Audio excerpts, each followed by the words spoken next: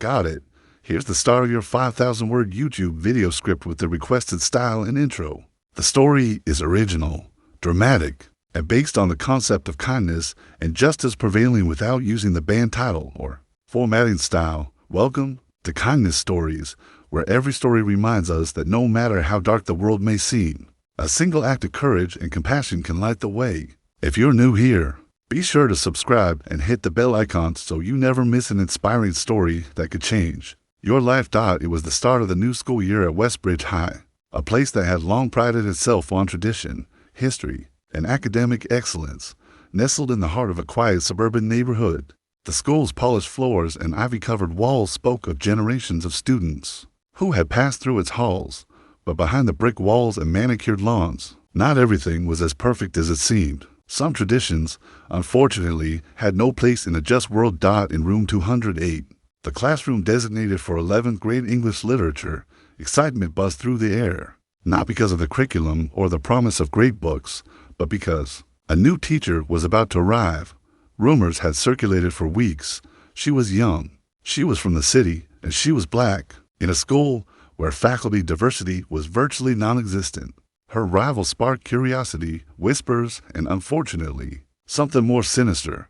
Her name was Miss Riley Jameson. At 27, Riley was not only qualified, with degrees from prestigious universities and glowing recommendations, but also passionate about teaching literature as a way to explore identity, resilience, and justice. With her natural braids pinned into a professional crown and a smile that radiated kindness, she walked confidently into the classroom for the first time. Some students sat up straighter, curious and hopeful. Others, particularly a trio of boys in the back row, Hunter, Mason, and Kyle, exchanged smirks and low chuckles. They were known in the school for their arrogance, their entitlement, and their ability to get away with almost anything. Their parents were donors. Their influence extended far beyond the football field. Miss Jameson greeted the class with warmth, outlining her expectations, and invited the students into a discussion about the power of storytelling. Most students responded positively, intrigued by her fresh approach, but not Hunter, not Mason, not Kyle. They saw something different, a target, a disruption, someone who challenged the image of who held power in those halls. Over the next few weeks, their mischief escalated. It began with muttered comments under their breath, barely audible, but just enough to be heard. Then came mocking imitations of her accent, subtle at first, then more brazen. When she addressed them, they rolled their eyes, whispered to each other, and smirked. She remained calm, composed, refusing to let them see her flinch. The school administration did little. When she reported the behavior, the vice principal dismissed it as teenage restlessness.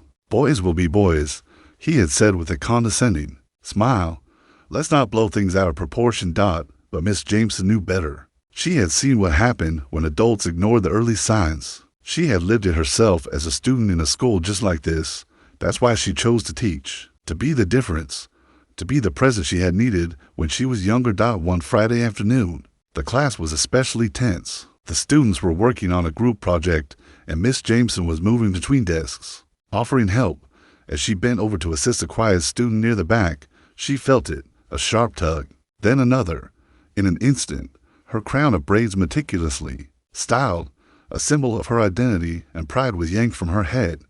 Gasps rippled through the room. Some students turned away in shock. Others stared, wide-eyed. Miss Jameson stood frozen for a moment, her hand slowly rising to her now exposed scalp. Her braids lay on the floor like a symbol of violated dignity. Behind her, Hunter and Kyle snickered, Mason holding a pair of scissors with the smug satisfaction of a child who had just broken something he could never fix. For a moment, the room was silent. Then Miss Jameson turned around. Her eyes, usually warm and calm, now burned with a quiet fire. She looked at the boys, not with fear, not with anger, but with the kind of strength that comes from generations of struggle and grace. She walked toward Mason, who suddenly realized the weight of what he had done.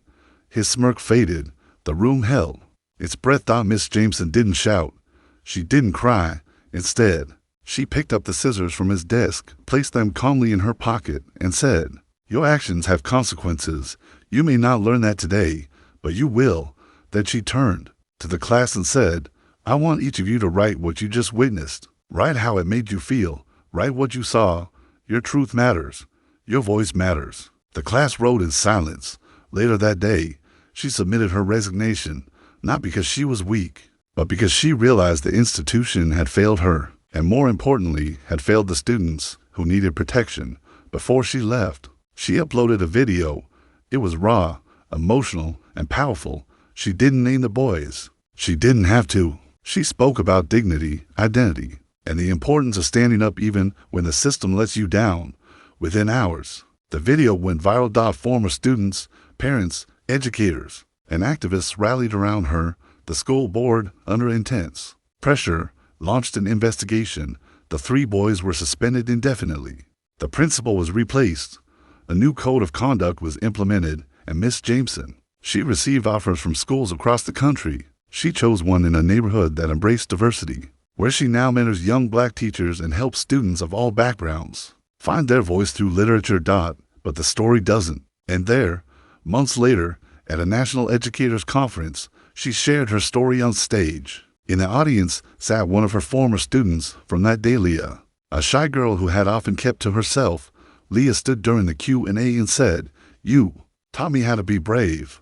I wrote about that day, and now I'm writing every day. I want to become a teacher, just like you." The crowd stood in applause. Sometimes kindness is not just about gentle words. Sometimes it's about standing firm when others try to strip you of your dignity.